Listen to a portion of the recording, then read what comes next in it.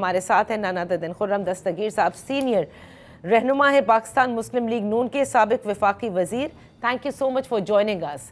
خرم صاحب، پہلے رمضان سے ذرا بات کا آغاز کر لیتے ہیں، کیونکہ آپ پاور منسٹری بھی دیکھ چکے ہیں. یہ گیس کا ذرا بتائیے گا لوگوں کو. ہر کسی کا یہ سوال ہوتا ہے کہ آخر کیا اسی طرح سے ہم چلتے رہیں گے تمام تر تعمیر و ترقی کے یوم منانے کے باوجود، کہ صبح گیس ہوگی اور رات گیس ہوگی بس؟ جی، سب سے پہلے تو آپ کے تمام ناظرین کو اور ان کے خاندان کو میری طرف سے رمضان مبارک ہو، اس دعا کے ساتھ کہ اللہ تعالیٰ امن سے اور خوشحالی سے اور روحانیت لے کر آئے ہم سب کے لیے، جس کا یہ مقصد ہے. جو ایشو گیس کا ہے، گیس ایک بہت ہی سنجیدہ معاملہ ہو چکا، کیونکہ پاکستان میں ہم نے جو بچپن سے بات سنی تھی وہ اب غلط ثابت ہو چکی ہے. اب پاکستان کی اپنی گیس ناکافی ہے پاکستان کی جو اس وقت طلب ہے اس کے لیے، تو لہٰذا مستقل اب پچھلے تقریباً ہمیں 8 سال ہونے لگے ہیں ہم گیس امپورٹ کر رہے ہیں. مسلم لیگ نون کی حکومت نے وہ 2 ٹرمینلز لگائے تھے جن کی وجہ سے آج پاکستان میں گیس جتنی بھی ہے اس کی بڑی تعداد جو ہے وہ امپورٹ ہوتی ہے. تو یہ بات جن کابینہ کے اراکین کو اور وزارت اطلاعات کو کھل کر بتانے کی ضرورت ہے کہ یہ کیا وجوہات ہیں جن کی وجہ سے جب بھی ایک غیر معمولی ڈیمانڈ اٹھتی ہے، جس طرح رمضان میں اٹھتی ہے کہ ہم سب نے ایک ہی وہ 2 گھنٹے کے اندر پورے ملک نے بیک وقت جو ہے وہ اپنے چولہے آن کرنے ہیں، تو اس کے لیے پھر ان کے لیے جو ایشوز ہیں وہ کھل کر سب کو بتانے چاہیے کہ یہ کیا وجہ ہے اور کیوں ہمیں ضرورت پڑ رہی ہے. کیونکہ بہت سارے سینئر سٹیزن ہیں، بیمار لوگ ہیں، بچے ہیں جن کو زبردستی آپ پورے دن گیس کے بغیر رکھتے ہیں. they may have some needs. سو یہ بڑا مسئلہ ہے. بہرحال اس پر ضرور دیکھنا چاہیے ہے پاکستان مسلم لیگ نون کی حکومت کو کہ وہ کس طرح سے اس کو اب صحیح کر سکتے ہیں. یہ نہیں ہو سکتا کہ قسطوں میں ہی بس آپ کو ملے گا سب کچھ. یہ کیسا ملک بنتا جا رہا ہے نا ویسے خرم صاحب، کہ بس ہم ہر چیز پر اکتفا کیے ہوئے ہیں کہ بس 2 دفعے آ سکتا ہے، اس کے بعد تھرو آؤٹ 24 آورز والی نہیں. دیکھیے، ہمیں جو ہے اب حکومت جو اس وقت مسلم لیگ نون کی ہے، لیکن جو بھی حکومت ہے چاروں صوبوں میں بھی صوبائی حکومتیں ہیں جن کا حاکمیت میں اتنا ہی اہم کردار ہے. اب پاکستان کے عوام کو کھل کر یہ ایشوز بتانے ہوں گے اور ان کی ذمہ داریوں کا تعین کرنا ہوگا. اگر یہ کام پہلے نہیں ہوا وہ اس کی علیحدہ وجوہات ہیں، لیکن اب اگر ہمیں آگے بڑھنا ہے تو ہمیں قوم کو پوری طرح اعتماد میں لینا ہوگا. اور یہ میں آپ کو کھل کر کہہ سکتا ہوں کہ جو کرنٹ ایسٹیمیٹس ہیں اس میں کہ اگلے 10 سال میں پاکستان کی جو ڈومیسٹک گیس ہے، انلیس ہم نئے ذخائر دریافت کریں، پاکستان کی ڈومیسٹک گیس جو ہے اس کی مقدار نہ ہونے کے برابر رہ جائے کہ ہم پوری طرح 10 سال کے بعد ڈیپینڈنٹ ہوں گے امپورٹڈ گیس کے اوپر. تو لہٰذا ہمیں اسی لیے جو ہے وہ یہ سارے ایشوز جو لانگ ٹرم پلاننگ کے ہیں، جن میں آف کورس کچھ غیر مقبول فیصلے بھی ہیں بہت سارے، لیکن یہ سب اب کھل کر کرنے ہیں اور قوم کو اعتماد میں لے کر آگے بڑھنا ہے، جو جمہوریت کا ایک بڑا خاصہ ہے. آپ نے بالکل درست فرمایا. ویسے یہ کہا جا رہا ہے کہ اب جو کل آنے والی ہے اس میں IMF کے وفد جو ہے اس کی بھی ایکسپیکٹیشن ہے تاکہ آ کے وہ سارے مذاکرات ہوں اور تکنیکی ٹیم بھی ہوگی ان کی، اور کہا جا رہا ہے کہ اس کے بعد پھر یہ بتایا جائے گا کہ آیا سیلریڈ کلاس کے اوپر سے یہ بوجھ اٹھایا جائے گا یا نہیں اٹھایا جائے گا، ان کے ساتھ مل کر بجٹ بنایا جائے گا. لیکن اس سے قبل یہ مجھے بتائے کہ IMF کا وفد تو آ رہا ہے، کیا وہ بھی آبجیکٹ کرے گا جس طرح سے لوگ تنقید کر رہے ہیں کہ کیوں شہباز شریف صاحب نے اپنی کابینہ کو اتنی توسیع دے دی، جتنے پہلے ممبر تھے اتنے اور بڑھا دیے گئے ہیں؟ جی نہیں، کوئی آبجیکٹ نہیں کرے گا، اور یہ ایک سیاسی فیصلہ ہے. شہباز شریف کی کابینہ کے وزراء کی تقریباً غالب اکثریت جو ہے کسی قسم کی برات نہیں لے رہے سرکار سے، تو لہٰذا وہ تو اگر ان مزید جو آنے والے ہیں وہ بھی وہی طریقہ اختیار کرتے ہیں تو بوجھ نہیں ہوگا.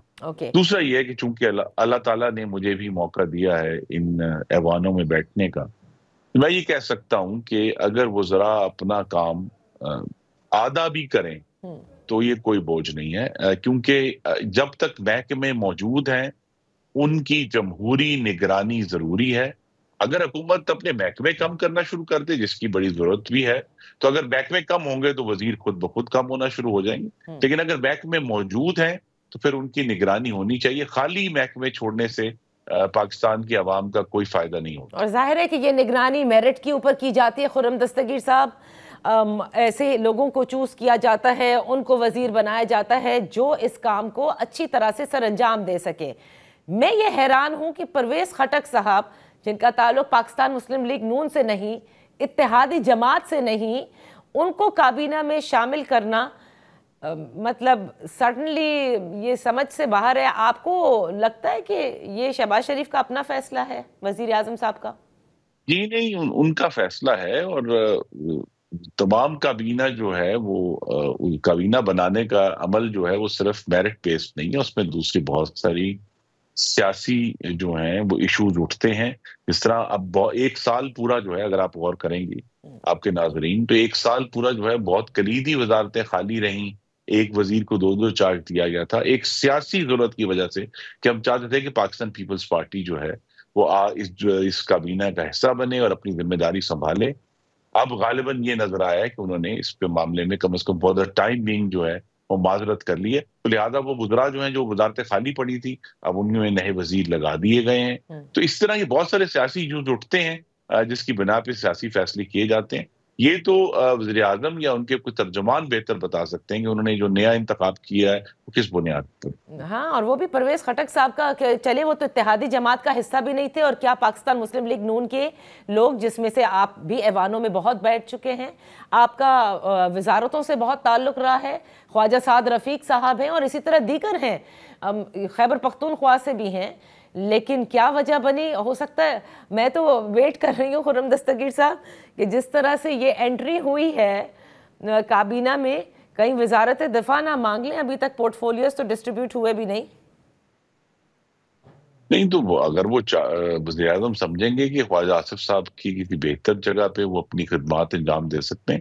دیکھیے, اس کابینہ کا جو مکمل ذمہ داری ہے وہ وزیر اعظم کی ہے کہ انہوں نے ان اشخاص کا اور خواتین کا انتخاب کرنا ہے جن کے ذریعے انہوں نے حکومت چلا دی. تو لہٰذا اس کی جتنی جو بھی ذمہ داری, اس کی جو میرٹ ہے یا ڈی میرٹس ہیں, اس کا براہ راست وزیر اعظم کی چوائس سے تعلق ہے. یہ میں ضرور کہہ سکتا ہوں کہ اس دفعہ ایسے لوگ بھی آئے ہیں جو پہلے کبھی وزیر نہیں رہے, وہ نئے, ان کو نیا تجربہ ہوگا. اور دوسرا یہ کہ اس میں وسعت بڑھنے سے مسلم لیگ نون کے بہت سارے لوگ جو تھے جو پہلے بھی وزیر نہیں تھے, تو مسلم لیگ نون کی جو اسٹرینتھ ہے پارلیمنٹ میں, اس میں حکومت کا جو تجربہ ہے وہ پہلے سے بہت زیادہ بڑھے گا. اچھا, تو مجھے یہ بتائیے گا کہ کیونکہ پاکستان پیپلز پارٹی تو اس وقت نہیں بیٹھنے کو تیار تھی, لیکن ایک اور جن کے حوالے سے ملاقاتیں بھی رہتی ہیں, 26ویں آئینی ترمیم میں بھی آپ کا حصہ رہے, یعنی حکومت کے لیے ایک طرح سے مدد بھی کرتے رہے, مولانا فضل الرحمان صاحب, آپ سمجھتے ہیں ان کو شامل کرنا چاہیے تھا؟ پچھلے پی ڈی ایم کی حکومت میں تو تھے مولانا صاحب. جی, میری چونکہ مولانا سے اور بلکہ میرے والد کی تو ایک خاص تعلق ہے بہت پرانا, اور میری نیاز بندی ہے, اور مسلم لیگ نون کے بہت سارے لوگوں سے ان کی بہت اچھے تعلقات ہیں, ہماری جو قیادت ہے ان سے بہت گہرے تعلقات ہیں. تو ہم سب کی تو خواہش یہ ہے کہ اگر پہلے نہیں تو وزیر اعظم شہباز شریف اپنے کسی نمائندے کے ذریعے ایک دفعہ پھر دعوت دیں مولانا کو کہ وہ وزارت سنبھالیں, اور کیونکہ ان کی جو ایک قدرتی افینٹی ہے وہ حکومت میں جو سیاسی جماعتیں ہیں, مسلم لیگ نون اور پیپلز پارٹی, ان کے ساتھ بنتی ہے. انہوں نے 2024 کے انتخابات کے نتائج پر اپنا ایک فیصلہ ضرور کیا ہوا ہے, لیکن انہوں نے جب وہ موقع آتا ہے تو وہ ایک تو پرامن سیاسی جدوجہد پہ یقین رکھتے ہیں. ان کا یہ خیال نہیں ہے ان کی جماعت کا کہ ریڈیو پاکستان کو آگ لگا دیں یا جنا ہاؤس کو آگ لگا دیں یا شہداء کی بے حرمتی کریں. تو وہ ہمیشہ پرامن سیاسی جدوجہد کرتے ہیں, تو ان کو ایک دفعہ پھر دعوت دینی چاہیے اگر پہلے نہیں یہ خیال نہیں آیا کہ وہ آ کر کابینہ کا حصہ بنے, تاکہ وہ بھی یہ جو بڑی اہم ذمہ داری ہے ملک کو ایک مشکل وقت سے نکالنے کی.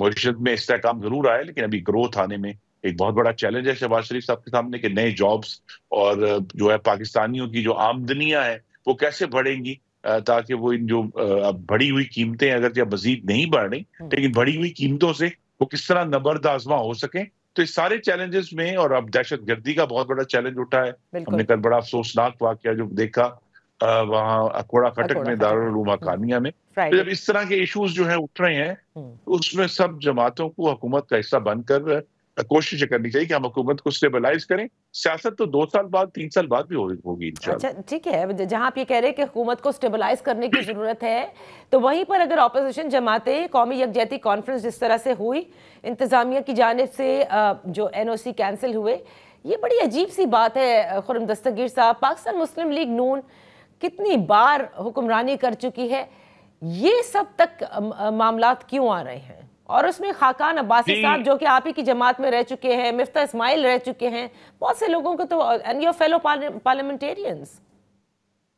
نہیں دیکھیے، اس میں کم از کم میں اپنی ذاتی رائے تو دے سکتا ہوں. حکومت نے مجھے نہیں معلوم کس بنیاد پر یہ فیصلہ کیا کہ اپوزیشن کو جو ہے وہ اپنے اجلاس کرنے کے معاملے میں اور دوسرے ایشوز میں فری ہینڈ ملنا چاہیے. وہ دیکھیں میڈیا پہ ان کو فری ہینڈ ہے. انہوں نے جو بھی، جب ان کو اجازت نہیں ملی، انہوں نے کھل کر آ کر کئی جو ہے وہ تمام چینلوں پر اپنی بات کی ہے.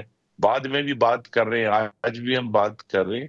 تو ان کو کھلی اجازت دینی چاہیے، کیونکہ ہمیں نے جو پچھلے سال ابھی نومبر میں جس قسم کی ایک مسلح شورش کا، جس کو انگریزی میں کہیں گے آرمڈ انسرجنسی کا، PTI کی طرف سے جو مقابلہ کیا ہے، تو ایسی کوئی بھی کوشش جو ملک کو، چاہے وہ اپوزیشن ہی ہے لیکن اگر پرامن سیاسی جدوجہد کی طرف لے کے جاتی ہے تو وہ بھی پاکستان کے استحکام میں مددگار ثابت ہو. صحیح ہے. اور جو تنقید اس وقت ہو رہی ہے مریم نواز صاحبہ کے اوپر بھی بڑی تنقید ہوئی، خصوصاً پنجاب گورنمنٹ کی پرفارمنس کے حوالے سے، جو کچھ جو تشہیری میرے خیال سے مہم تھی، اس پر بڑا تنقید کا نشانہ بنایا گیا مسلم لیگ نون کو. بلکہ کل مظہر عباس صاحب ہمارے پروگرام میں تھے، وہ کہتے ہیں مسلم لیگ نون کی عادت ہے کہ وہ تشہیر پر اور شاخ خرچیوں پر سب سے زیادہ جو ہے وہ ریلائی کرتی، جبکہ اس سے بیانیے میں تبدیلی نہیں آئے گی.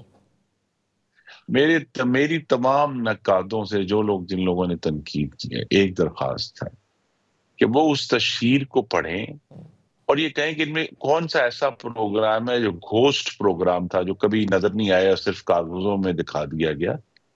آپ اس پر ضرور تنقید کر سکتے ہیں کہ جی یہ تشہیری مہم جو ہے اس پہ جو خرچہ کیا گیا، لیکن جو ان کی پرفارمنس ہے اس کے بارے میں اب کوئی دو رائے نہیں ہے کہ انہوں نے جو بھی پروگرام، جو بھی پرومس کیے تھے اور جس کی بھی تشہیر کی ہے وہ آن دا گراؤنڈ موجود ہے. تھوڑا یا زیادہ پنجاب کے عوام کو ریلیف مل رہا ہے. اصل چیلنج یہ ہے کہ وہ یہ بتائیں گے آپ یہ پروگرام آپ نے یہاں اشتہار دے دیا، وہاں اس کا کوئی نام و نشان نہیں ہے. وہ اس تنقید میں زیادہ جان ہوگی، بجائے یہ کہیں گے یہ تشہیر کیوں کر رہے ہیں. حکومتوں کو آج 21ویں صدی کی سیاست ہے، بلکہ اس پر بحث اصل میں یہ ہونی چاہیے کہ جو تشہیری مہم ہے وہ پرنٹ میڈیا کی بجائے سوشل میڈیا پر ہونی چاہیے تھی، کیونکہ حاکمیت کا بہت بڑا حصہ جو ہے وہ تو اب ابلاغ ہے، کمیونیکیشن ہے پرفارمنس سے زیادہ. تو وہ جو پرفارمنس کی جو تشہیر کی جگہ ہے وہ سوشل میڈیا ہے، وہ پرنٹ میڈیا نہیں.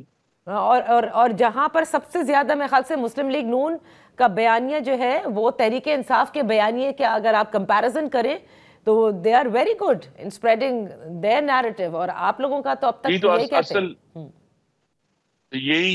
یہی چیلنج ہے کہ جو آج کے دور 21ویں صدی میں تمام حکومتوں کو جو چینل ہے یا پلیٹ فارم ہے وہ سوشل میڈیا ہے، جہاں ہم نے یہ آگے آنے والی سیاسی جنگیں لڑنی. لیکن اس بات کا ادراک تو خود وزیر اعلیٰ پنجاب کو بھی ہوگا. پھر یہ کون اس طرح کی ایڈوائسز دیتا ہے خرم دستگیر صاحب کہ نہیں آپ نے ابھی تک اس پرانے اسکول آف تھاٹ میں ہی رہنا ہے؟ جی مجھے اس کا اندازہ نہیں ہے، کیونکہ ظاہر ہے جو ڈے ٹو ڈے کیبنٹ ہے اس کی تو جو فیصلوں کی بنیاد ہم تک نہیں پہنچتی. یہ بھی جو اس کا بہتر جواب جو ہے وہ ترجمان جو حکومت پنجاب کی ہیں وہ دے سکتی ہیں، یا وزیر اطلاعات ماشاءاللہ بہت قابل اور محنتی خاتون ہے، وہ اس پر کچھ بات کر سکتے ہیں.